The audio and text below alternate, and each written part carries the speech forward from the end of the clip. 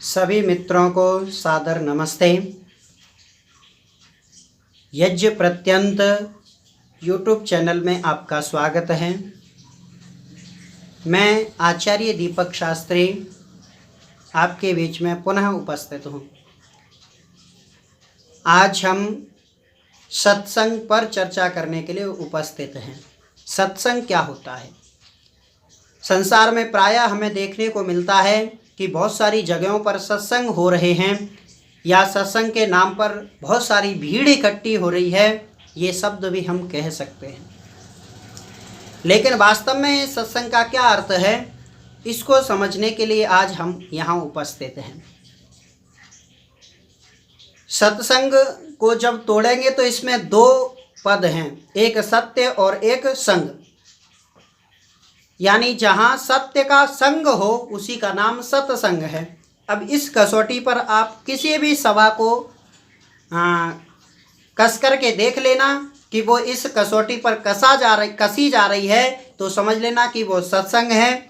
और यदि इस कसौटी पर नहीं कसी जा रही है, जहाँ सत्य की बात नहीं की जा रही है, जहाँ सत्य को बताया नहीं जा रहा है, असत्य को छोड़ा नहीं जा रहा है, ऐसी सभी सभाएं सत्संग से परे है। सत्संग वहीं पर है जहाँ सत्य की बात की जा रही है, असत्य को दूर किया जा रहा है।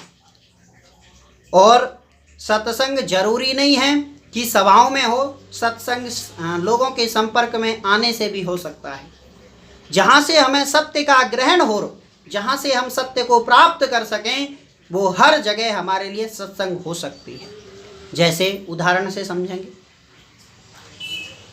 एक राजा अपने राज्य में भ्रमण करने के लिए निकला। भ्रमण करने के लिए जब वो राज्य में घूम रहा था, तभी एक ऐसी बस्ती में पहुंचा। वहाँ एक तोते को उसने देखा और वो तोता जैसे ही राजा को आते हुए देखता है और चिल्लाने लगता है, मारो, पकड़ो, काटो, भाग ना जाए। ऐसे बहुत सारे शब्द वो बोलने लगा। अब ऐसे डरावने शब्दों को सुनकर के राजा डर गया। राजा ने अपने घोड़े को वहीं से वापस दौड़ाया और दौड़ाते दौड़ाते चलते चलते वो जंगल की तरफ निकल गया। जंगल में पहुंचा तो उसे प्यास लगने लगी। देखा आसपास कोई आश्रम हो तो चल करके पानी पिया जाए, तो उसे बहुत दूर आश्रम दिखाई दिया। उस आश्रम की तरफ वो चला जाता है। जैसे ही आश्रम के पास पहुंचता है, वैसे ही उसी प्रकार का तोता आवाज़ लगाता है, आइए महाशय जी पधारिए, आपका स्वागत है, आश्रम परिषद में आपका स्वागत है। ऐसे बहुत सारे शब्दों को बोलता है जो सम्मानजनक हैं, इज्जत देने वाले हैं। उन शब्दों को सुन करके राजा का हृदय आनंदित हो जाता है और आश्रम में घुस करके, आश्रम में प्रवेश करके सबसे पहले जो स्वामी जी थे उनसे प्रणाम इत्यादि करके सबसे पहला प्रश्न करता है कि महाराज, मुझे एक बात समझ में नहीं आई है, पहले मेरी शंका का समाधान कीजिए, उसके बाद मैं जल ग्रहण करूंगा। स्वामी जी ने कहा, कोई बात नहीं, आप जल लीजिए, आराम से बैठ करके हम आपकी शंका का समाधान करेंगे। तो राजा ने जल पीते हुए कहा, महाराज मेरी ये बात समझ में नहीं आ रही है। उसने कहा, बताओ क्या परेशानी है। तब उसने कहा कि मैं जब अपने नगर में या अपनी जनता में भ्रमण कर रहा था तो एक ऐसी बस्ती में चला गया। वहाँ बिल्कुल आपके जैसा तोता, जैसा आपके आश्रम पर टंगा हुआ है, ऐसा ही तोता टंगा हुआ था, लटका हुआ था। जैसे ही उसने मुझे आता हुआ देखा और बस वो तो मारो, काटो, पीटो, भागो, भाग ना जाए, पकड़ो, ऐसे बहुत सारे शब्दों को बोलने लगा। और एक आपका तोता है जो कितना अच्छा है, जैसे ही उसने मुझे आते हुए देखा, तुरंत वो बोला, आइए महाशय जी पधारिए, आपका आश्रम परिषद में स्वागत है। ऐसे शब्दों को सुनकर हृदय आनंदित हो गया। और एक वो तोता है जिसके शब्दों को सुनकर के कहीं ना कहीं क्रोध आता है। तब महाराज जी ने कहा, स्वामी जी ने कहा कि इसमें ना तो इस तोते की कोई खासियत है, ना उस तोते में कोई बुराई है। राजा और आश्चर्यचकित, महाराज एक तोता मेरा सम्मान कर रहा है, मेरे लिए अच्छे अच्छे शब्दों को बोल रहा है, और एक तोता ऐसा है जो मेरे लिए अपशब्द बोल रहा है, बुरे शब्द बोल रहा है। ऐसे तोते की आप बुराई नहीं बता रहे हो, और इतना अच्छा तोता जो इतने अच्छे अच्छे शब्दों को बोल रहा है, आप उसकी तारीफ नहीं कर रहे हो। ये बात कुछ मेरी समझ में नहीं आ रही है। तब उस स्वामी ने कहा कि यही बात समझने की आवश्यकता है। ये तोता मेरे आश्रम में रहता है, ये जैसा मैं बोलता हूँ वैसा सुनता है, और तोते की एक अपनी विशेषता है कि वो जैसा सुनेगा वैसा ही बोलेगा, नकल करता है। उसके पास अपनी कोई आवाज़ नहीं है, अपने कोई शब्द नहीं है। आवाज़ तो है, शब्द नहीं है। शब्द तो वो जो सुनेगा वही रिपीट करने लग जाएगा।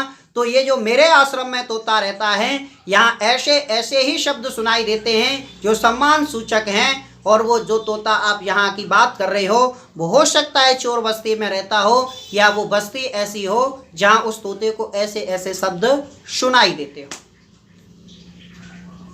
तो पता चलता है कि जब पक्षी, पशु पक्षी, जानवर इत्यादि भी अगर अच्छी संगत में आकर के सुधर सकते हैं, तो मनुष्य मात्र की तो कल्पना आप करके देख लेना।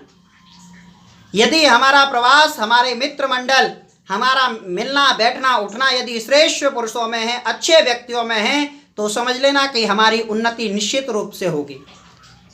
और यदि हमारी मित्रता बुरे लोगों से है तो हमारी अवनति को भगवान भी नहीं रोक सकता है। इसलिए अपना जो व्यवहार है, व्यवहार करने से पहले सामने वाले व्यक्ति को परखने की आवश्यकता है कि ये कैसा व्यक्ति है, सज्जन है या नहीं है। ये सारी बातें हमें जानने की आवश्यकता है, और प्राचीन काल में हम जाना करते थे। लेकिन आज का परिवेश ऐसा है कि बस मेरे लिए अच्छा है, दुनिया के लिए कुछ भी हो मुझे कोई लेना देना नहीं है। लेकिन पहले के समय ऐसा नहीं होता था। पहले तो श्रेष्ठ है तभी हम उसके साथ व्यवहार करते थे, और यदि अश्रेष्ठ है तो हम उस व्यक्ति के साथ व्यवहार नहीं करते थे। बहुत सारे उदाहरण आपको इतिहास में देखने को मिल जाएंगे। तो पता चलता है कि सत्संग यदि वास्तव में आपको समझना है तो वो उसका मतलब है कि सत्य का जहाँ ग्रहण हो रहा हो, जिस माध्यम से ग्रहण हो रहा हो, वो सारे माध्यम सत्संग के अंतर्गत आ जाते हैं। और जहाँ असत्य को छोड़ा जा रहा हो, सत्य को ग्रहण किया जा रहा हो, वो सारे माध्यम सत्संग के अंतर्गत आते हैं। और जहाँ असत्य को ग्रहण किया जा रहा हो, सत्य को छोड़ा जा रहा हो, ऐसी सारी सभाएं हो सकती हैं और कुछ हो सकता है, लेकिन वो सत्संग नहीं हो सकता है। जहाँ तर्क के साथ में आत्मा की उन्नति के लिए, आध्यात्मिक उन्नति, भौतिक उन्नति, हर प्रकार की उन्नति की जहाँ बात की जाए, वो वास्तव में सत्संग है। ऐसे सत्संग प्राचीन काल में हुआ करते थे। और ये तो सत्संगों का समय चल रहा है। चौमासा जब ऋषि महर्षि बारिश होती थी तो गांव की तरफ आ जाते थे, नगरों की तरफ आ जाते थे, और बैठ कर के लोगों को उपदेश दिया करते थे। वास्तव में वो सत्संग हुआ करते थे। निष्पक्ष, किसी भी प्रकार का लोभ लालच उनके मन में नहीं होता था। बस 4 महीने का समय है, वो लोगों के साथ बिताना है, लोगों का भला हो जाए, इस दृष्टि से वो उपदेश दिया करते थे। और लोग ये सोचा करते थे कि 4 महीने के लिए स्वामी जी या 4 महीने के लिए ऋषि महर्षि हमारे नगर में आए हैं, इनसे हमें ज्ञान लेना चाहिए, इनसे हमें इनका लाभ उठाना चाहिए। ये सोच करके वो लोग भी सत्संगों में जाया करते थे। लेकिन आज की परंपरा ऐसी नहीं है, आज तो सब कुछ बदल गया है। तो आइए, मेरा पुनः निवेदन है कि अपने बच्चों की मित्र मंडली को जरूर देखें, अपनी मित्र मंडली को जरूर देखें। और यदि आप अपने बेटे या बेटी को सुधारना चाहते हैं, बेटा या बेटी का निर्माण करना चाहते हैं, तो सबसे बड़ी बात मैं कहना चाहता हूं कि उनके दोस्तों को, उनके जो फ्रेंड हैं, उनका जो फ्रेंड सर्कल है, उस पर आपको नज़र रखने की आवश्यकता है। यदि वो अच्छा है तो आपको अपने बेटा या बेटी को किसी भी प्रकार का उपदेश देने की आवश्यकता नहीं है, वो अपने आप सुधर जाएगा। और यदि वो बेकार है, वो बिगड़ा हुआ है, तो फिर आप चाहे कितने ही उपदेश दे लो, कितना ही सत्संग सुना लो, वो संभलने वाला नहीं है। इसलिए बड़ी आवश्यकता है इस बात की, ये बात हमें ध्यान रखने की आवश्यकता है। आप सब लोगों का बहुत बहुत धन्यवाद। यदि हमारा चैनल आपको पसंद आ रहा हो तो चैनल को सब्सक्राइब करें, वीडियो को लाइक करें, कमेंट करके बताएं कि आपको ये हमारा प्रयास कैसा लगा। आप सब लोगों का पुनः पुनः धन्यवाद।